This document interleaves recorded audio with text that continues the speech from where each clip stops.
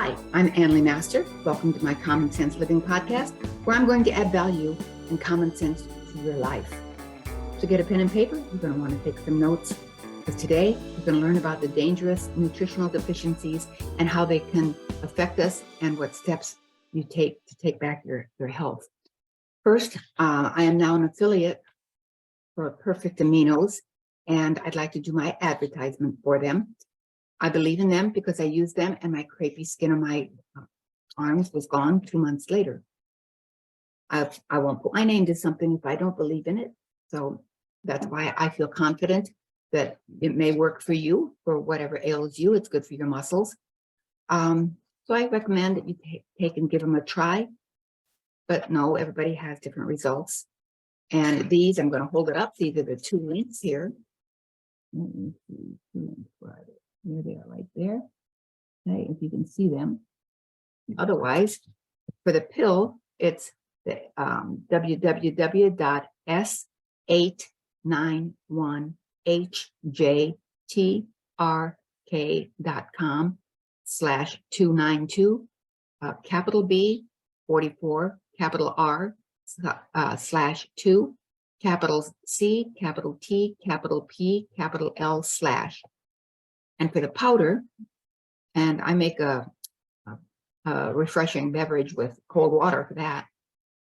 That will be the same beginning there, but the last digits will be 2 and capitals B, G, S, T, D, and the /. So on with our lesson today. The article was written by Charles K. Benz, a PhD. And sources won't be quoted here, but if you want to know them, contact me and request them at annaliemaster@yahoo.com. So I am going to read this because this is a lengthy article and my memory is not good enough for all of this. And I actually learned a few things in here, so I'm excited to share this with you. So nutrient deficiencies can cause countless ailments and diseases. However, eating the proper foods and supplementing certain nutrients can reverse poor health and reduce your risk of illness. The cost of healthcare is skyrocketing. One news report indicated that the premiums for Obamacare, the Affordable Health Care Act, health insurance will likely increase by 25%, and this was in 2017. The real reason for these high costs is the state of health of Americans.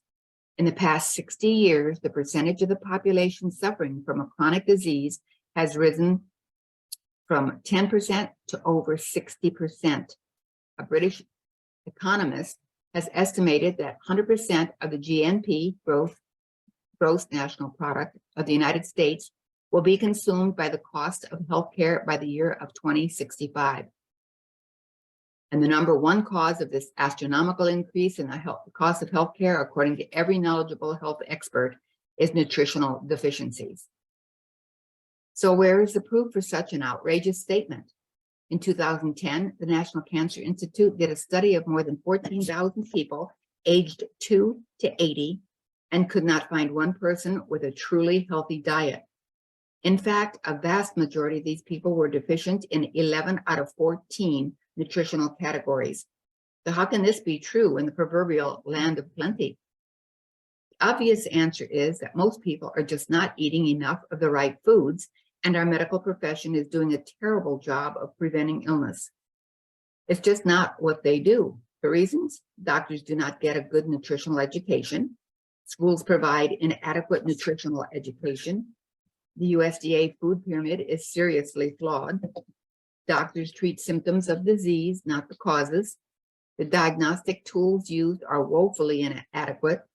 People adopt poor eating habits very early in life. Farmers are growing food that is nutritionally deficient. Food companies overprocess most of their products. So what are the dangerous nutritional deficiencies? Many nutritional deficiencies should concern us all, but there are 10 that deserve some immediate attention by most people. Those are vitamin D3, vitamin B, iodine, omega-3 fats, enzymes, magnesium, vitamin C, lutein, coenzyme Q10, and vitamin E. Unfortunately, the medical profession does not usually test for deficiencies in any of these nutrients, so what are we to do? The symptoms of nutritional deficiencies and the best sources for nutrients. People can watch for specific symptoms and undergo certain tests to determine if they are deficient in any of these key nutrients. Sources for these nutrients may be found in the foods we should be eating, as well as in the nutritional supplements that have been scientifically proven to contain equivalent nutrients. So with vitamin D, this nutrient is deficient in 50% of the population generally, and is even higher in places where the sun does not shine very often. Populations living in northern locations have much higher vitamin D3 deficiencies. Vitamin D3 is important for the development of teeth and bones, the protection of the heart, and the prevention of type 2 diabetes.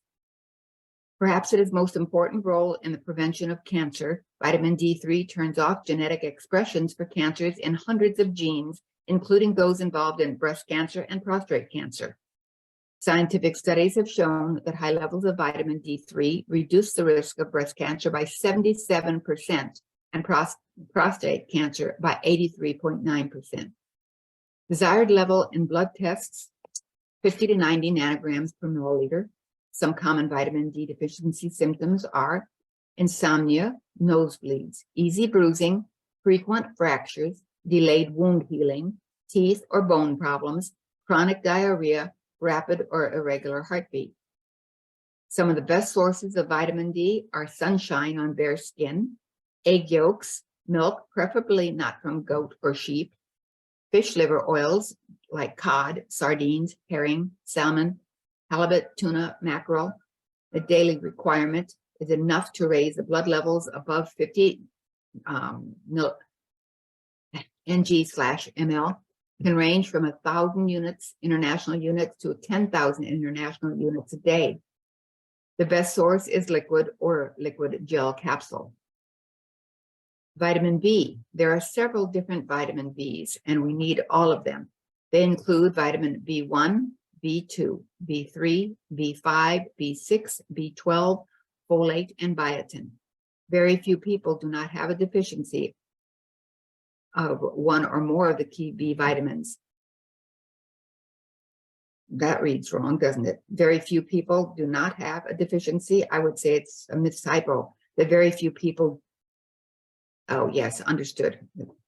Most people have a deficiency of one or more of the key B vitamins. This is illustrated by the crucial role they play in the development of hormones, neurotransmitters, and other biochemicals. Vitamins such as B6 and B12 play a key role in the methylation process, which involves breaking down amino acids to make biochemicals. Without these two nutrients, people will experience many illnesses, including heart disease, cancer, mental challenges, and even sexual disorders. The desired levels of key B vitamins are as follows: B1, 35 milligrams, B6, 75 milligrams, B2, 35 milligrams, B12, 25 micrograms, B3, 85 milligrams, folate, 800 micrograms, vitamin B5, 100 milligrams, and biotin at 1,000 micrograms. Some common vitamin B deficiency symptoms are lack of energy, mental or emotional challenges, sexual dysfunction, poor skin, nail, or hair development, insomnia or no dreams, nerve disorders, poor appetite, and digestive problems.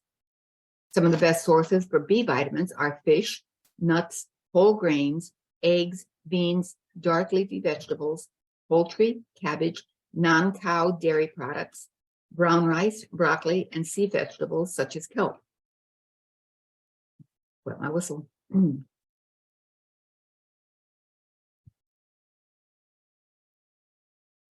So the best nutritional supplement for ideas for B vitamins are to use a B complex, because B vitamins need to be taken together.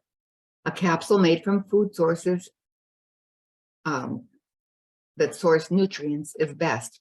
Avoid synthetic form. B12 is best in sublingual form or skin cream because it cannot survive the digestive process very well.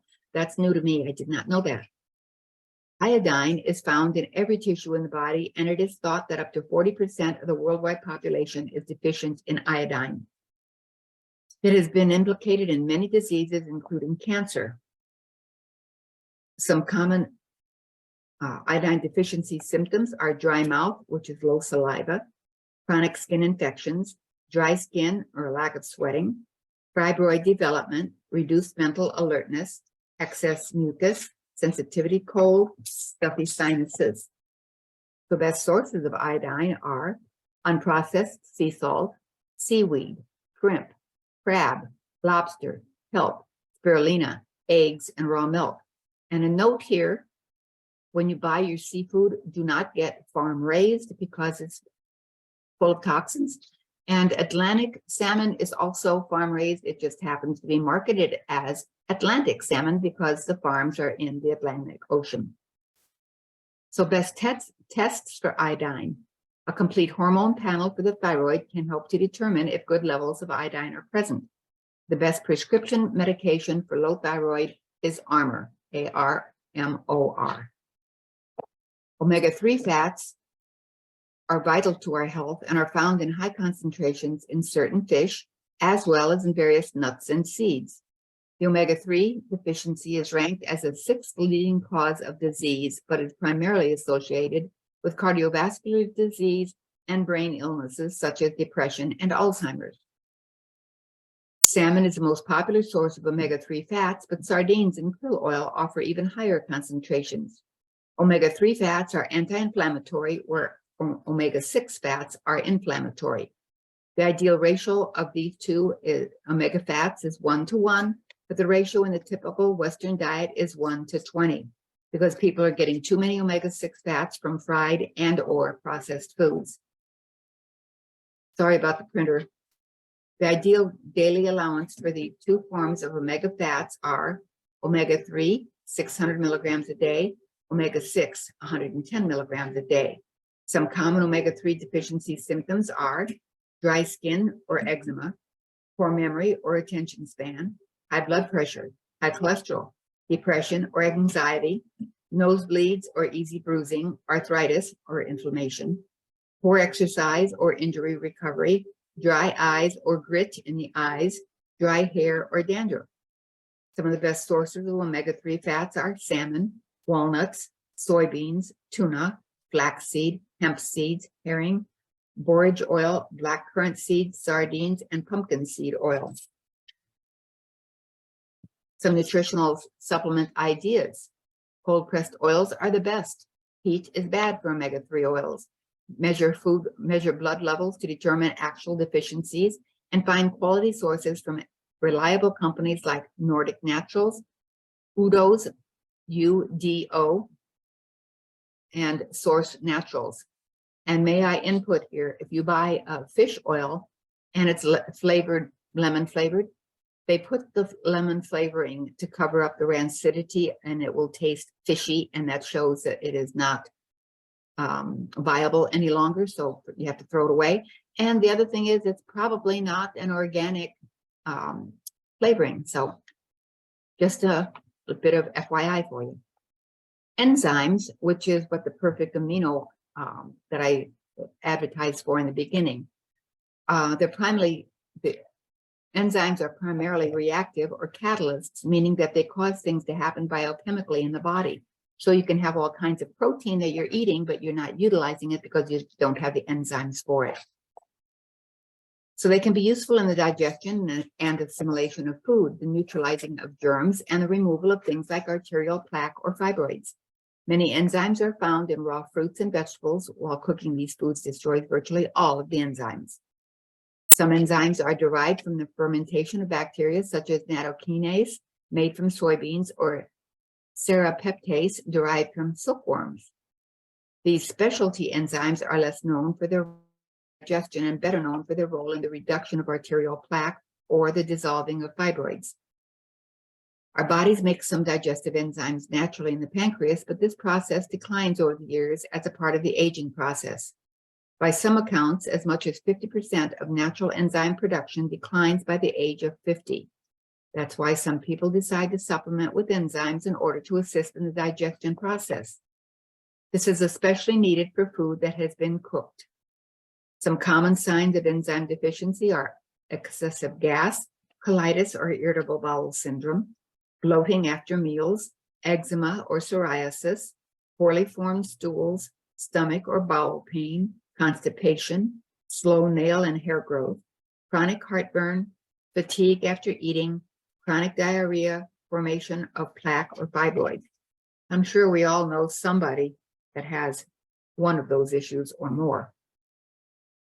Some of the best sources of enzymes: all raw fruits and vegetables, fermented bacteria, like I said, nattokinase, pineapple, which is bromelain, better chewing of food, papaya, papain, amylase enzymes, silkworm, serrapeptase, raw meat or fish like sushi. Some nutritional supplement ideas: take a comprehensive enzyme formula just before meals, especially with cooked food. To reduce plaque or fibroid, take serrapeptase, nattokinase, or protease between meals on an empty stomach. Consult a nutritionist or a holistic MD about the dosage and type of the enzyme you may need. And by the way, consult with your doctor. You read this and you want to do it, whatever, consult with your doctor, but also know he doesn't know a whole lot about it. So just keep him in the loop. Magnesium may be the most important nutrient of all due to its crucial role in the prevention of diabetes, heart disease, obesity, and even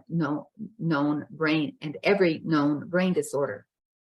There are more than 3,700 sites on human protein cells where magnesium is needed in order to promote detoxification, produce antioxidants such as glutathione, and transport insulin and glucose into every cell to make energy.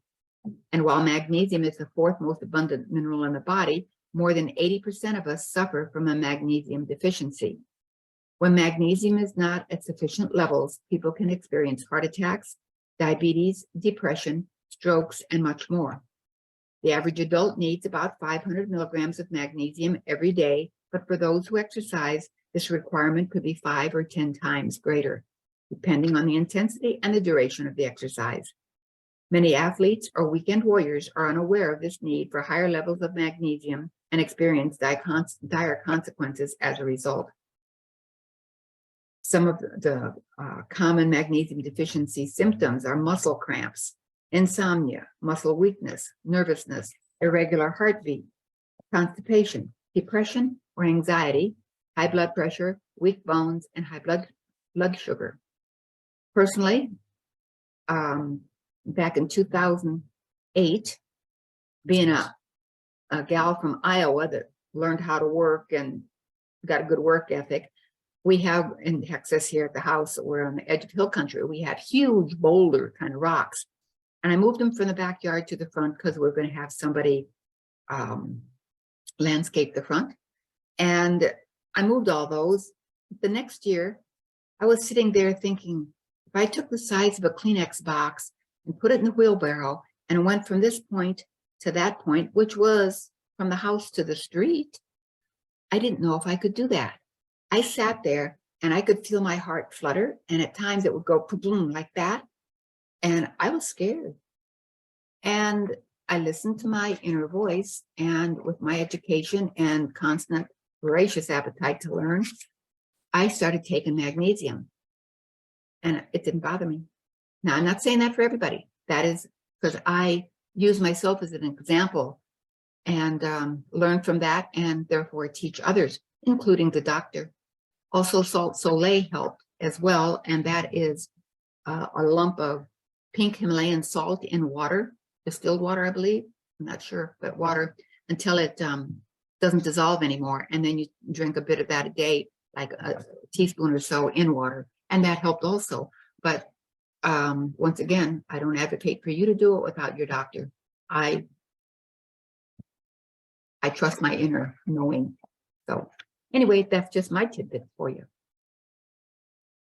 So some of the best sources of magnesium are whole grains, but not wheat, green vegetables, Brazil nuts or almonds, beet greens, non-cow dairy products, blackstrap molasses, seeds like fennel, poppy, and cumin, rice bran, Swiss chard, and beans. Some nutritional supplement ideas. Most people need 2-to-1 ratio of calcium to magnesium. Athletes may need a 1-to-1 or even a 1-to-2 ratio or higher of calcium to magnesium. Magnesium taurate, threonate, and chelated magnesium are good forms. Coffee and alcohol deplete magnesium levels. Ooh, got to give up my coffee. Now, this was interesting about vitamin C. It's the most broad spectrum antioxidant from external sources. That means that internally produced antioxidants like glutathione may be more widely utilized, but those consumed as food. Vitamin C is the leading nutrient capable of neutralizing toxins known as free radicals.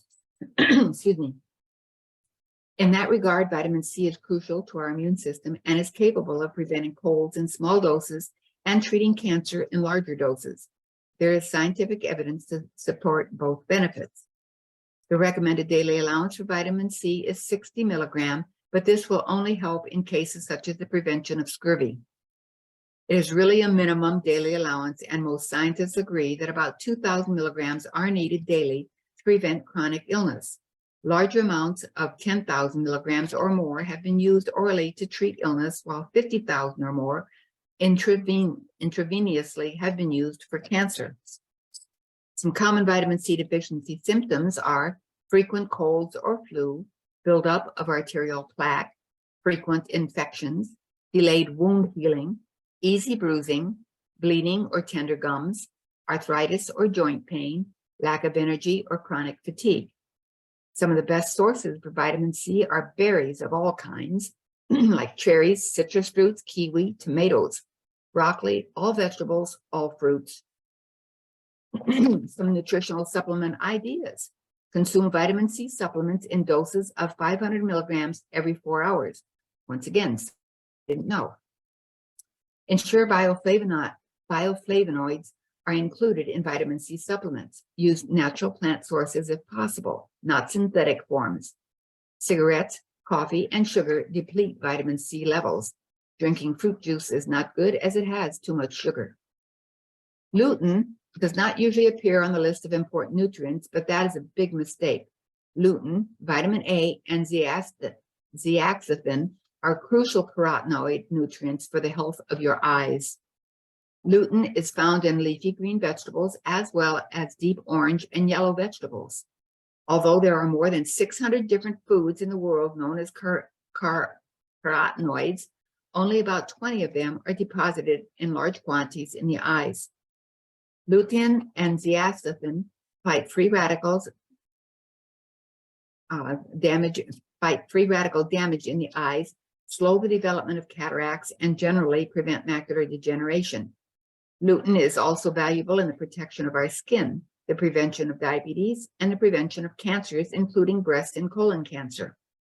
Some common lutein and zeaxanthin deficiency symptoms: blurred vision, frequent polyps in the colon, poor night vision, signs of skin aging or damage, deteriorating eyesight, persistently high blood sugar levels, high inflammation levels, buildup of plaque in the arteries.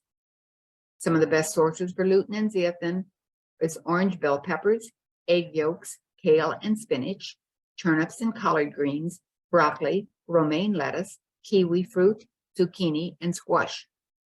Some nutritional supplement ideas. The recommended doses are lutein, 10 milligrams a day, and zeaxanthin, 2 milligrams a day. Some doctors recommend up to 20 milligrams a day of lutein or even 40 milligrams. Other nutrients in good eye formulas include vitamin A, vitamin C, zinc, and lycopene. Try to take supplements with the food that contains the nutrients in order to improve absorption. Didn't know that either. Coenzyme Q10. This is another nutrient that is not usually on the list of very important nutrients, but it should be. CoQ10 plays a crucial role in the production of energy in the mitochondria of our cells, as well as protection of the nucleus, which contains our DNA. And if you're on cholesterol meds, the cholesterol meds actually diminish your CoQ10. So take that in for a grain of salt. A pharmacist told me that.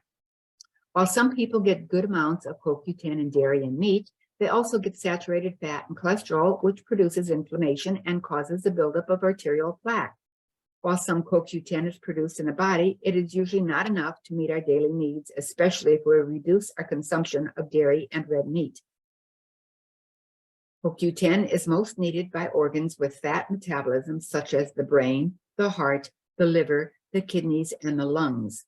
For this reason, CoQ10 has been proven to prevent diseases associated with these organs, as well as reversing these same diseases in many cases.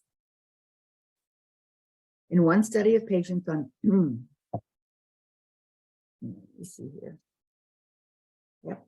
In one study, 50% of patients on dialysis, excuse me, were able to get off their kidney support machines by taking 180 milligrams daily of CoQ10 for 3 months. Some similar results have been shown in studies on heart disease, liver disease, and even Parkinson's disease. Excuse me. Too many words making my throat dry.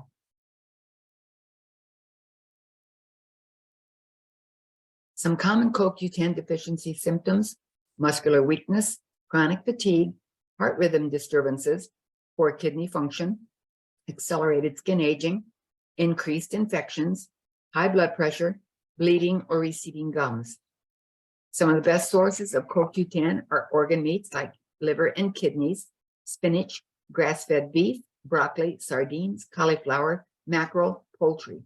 Note, these food sources typically contain from 1 to 3 milligrams of CoQ10 per serving, while the recommended dose is 100 milligrams a day. 10 versus 100. I'm sorry, I read that wrong. 1 to 3 milligrams versus 100. That's quite a gap. Some nutritional supplement ideas: always buy CoQ10 in the form of ubiquinol, not ubiquinone, ubiquinone, or ubiquinol. You want the one that ends in an L, not in an E. A minimum of 3 micrograms per milliliter plasma blood level is needed to achieve a clinical benefit for heart patients. Higher levels are desirable for more serious conditions such as Parkinson's disease. Vitamin E is an oil-based antioxidant that is valuable to every cell, but particularly to cells in the brain and the heart. It is the membrane of the cell that is often damaged by free radicals such as toxins. Vitamin E not only neutralizes free radical damage, it also makes the cell membrane softer and better able to transport nutrients into the cell and waste out of the cell. It also helps to recycle its antioxidant partner, vitamin C, which makes these two antioxidants a dynamic duo.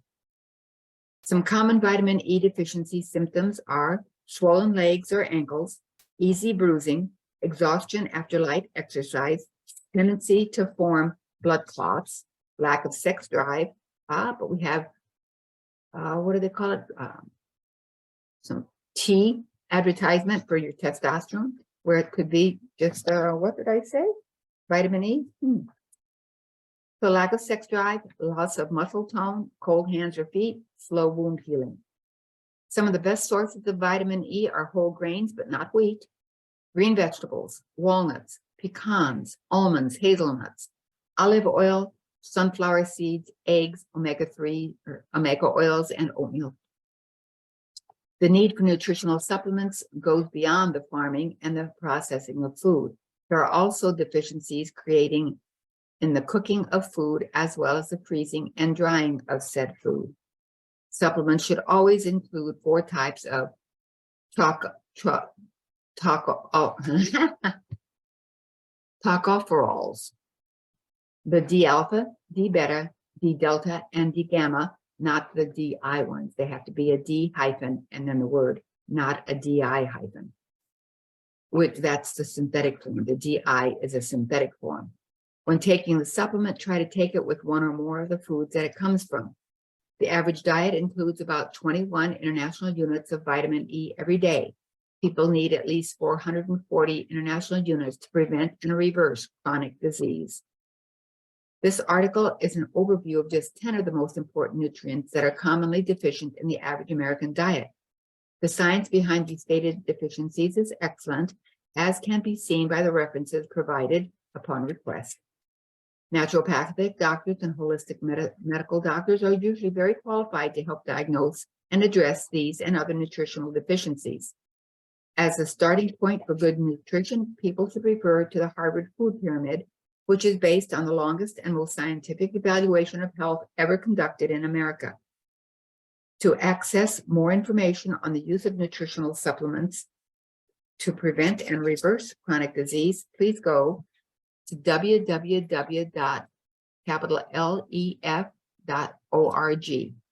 where you'll find hundreds of scientific references for more than 300 health conditions. It is very clear that most people are not eating as well as they should. The guidelines presented here describe how to get more of the key nutrients everyone needs to become healthier. According to a study completed in 2010 of 14,000 people aged 2 to 80, the number of participants with deficiencies in one or more key nutrients was 100%.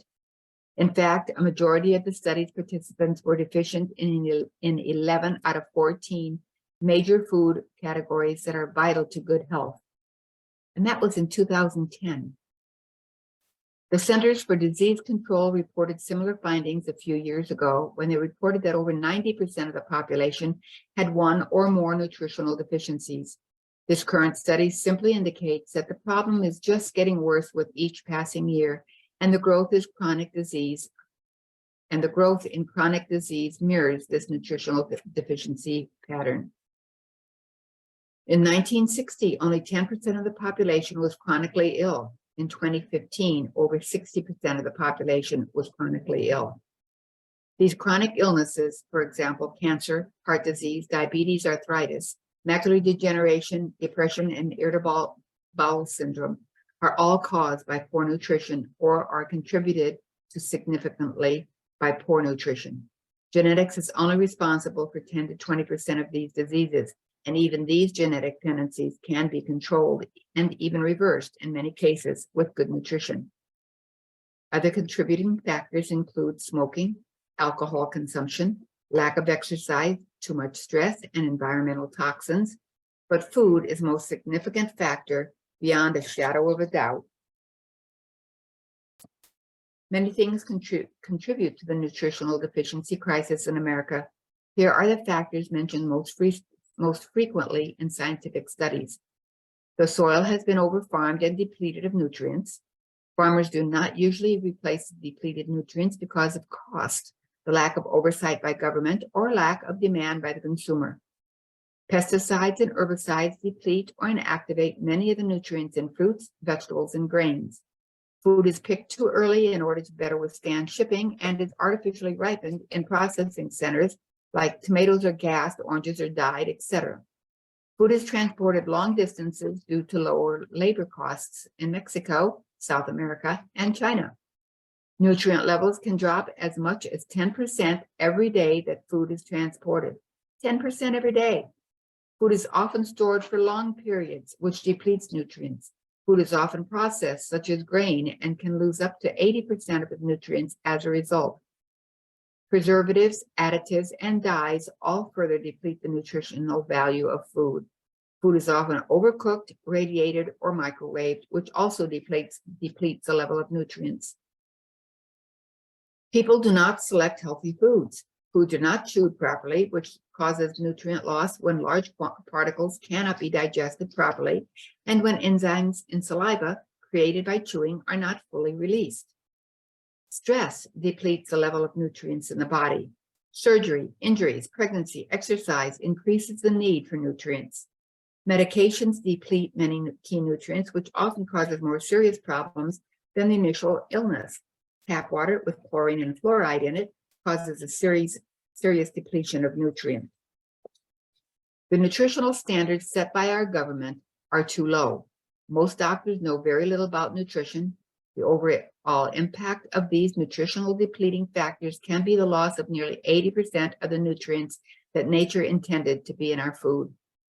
If we ate locally grown organic food without overcooking it and by eating it properly, we could actually get most of the nutrients we need from our food.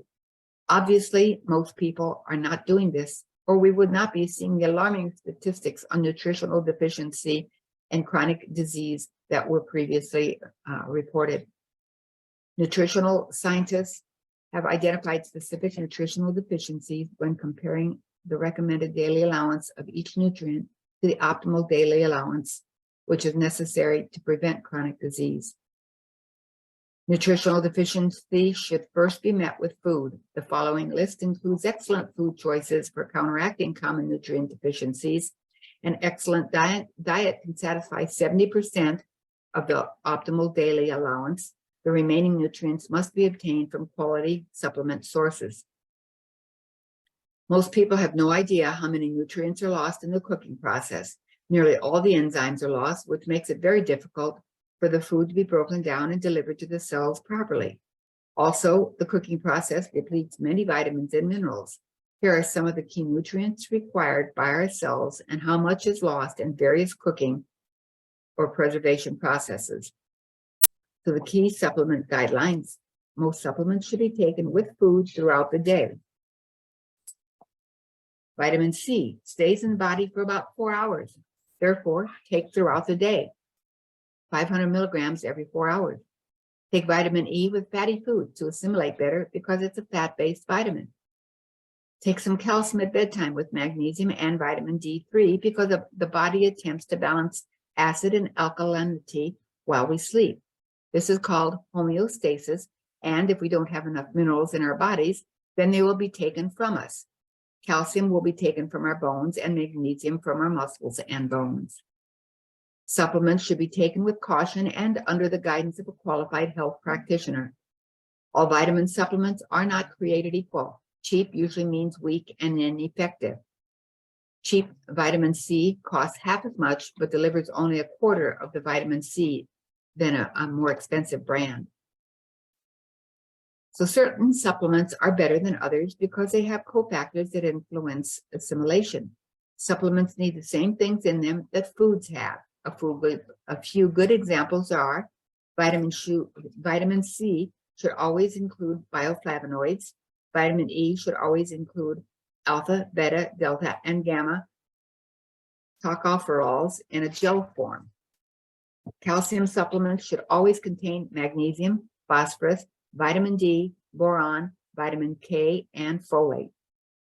The case for antioxidants, which are one of the key groups of nutrients needed at sufficient levels because they neutralize free radicals in our bodies.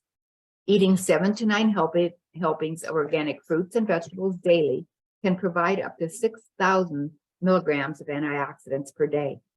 However, with stress, exposure to germs, use of prescription drugs, and exercising, the level of antioxidants needed can increase to 10 to 12,000 milligrams a day. So some supplements scientifically proven to alleviate key illnesses: diabetes, chromium picolinate, vanadin,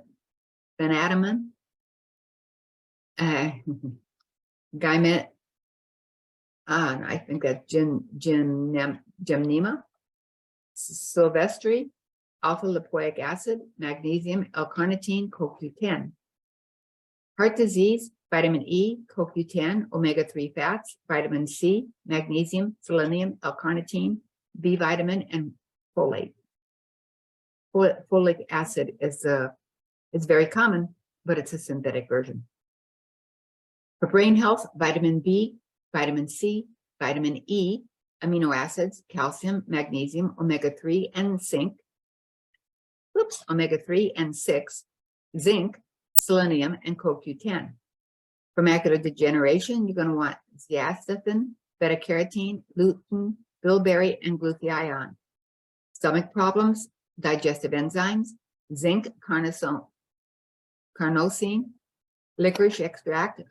Be careful if you have a heart issue with licorice.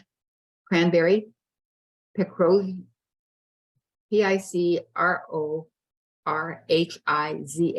and peppermint.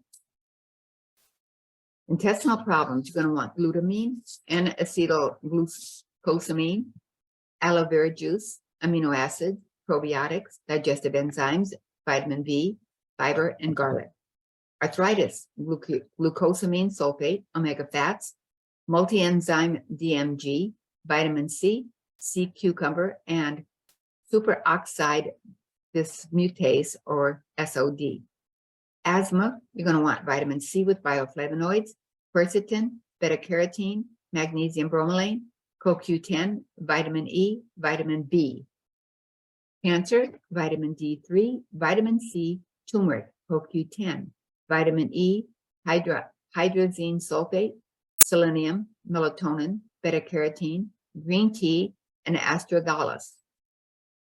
So note here, even if you eat perfectly, digest perfectly, and assimilate perfectly, it would still be virtually impossible to get all the nutrients you need every day. Supplements are absolutely needed. So with that, if you want to know the sources, email me at anleymaster@yahoo.com and make reference to this article. And with that, I guess we're gonna call it a wrap. And I'll see you next time. I want to thank you for joining me and learning something new today. And appreciate y'all. Have a good day and see you next time on Common Sense Living Podcast. Toodaloo. Thank you for tuning in to my Common Sense Living Podcast today. I hope you enjoyed it, and I'm sure you learned something new. Please leave a kind review and share this episode with a friend. And be sure to subscribe yourself. You'll find me on iTunes, Spotify, and other platforms. And don't forget, we'll be here again next week with another insightful episode of Common Sense Living. I can hardly wait.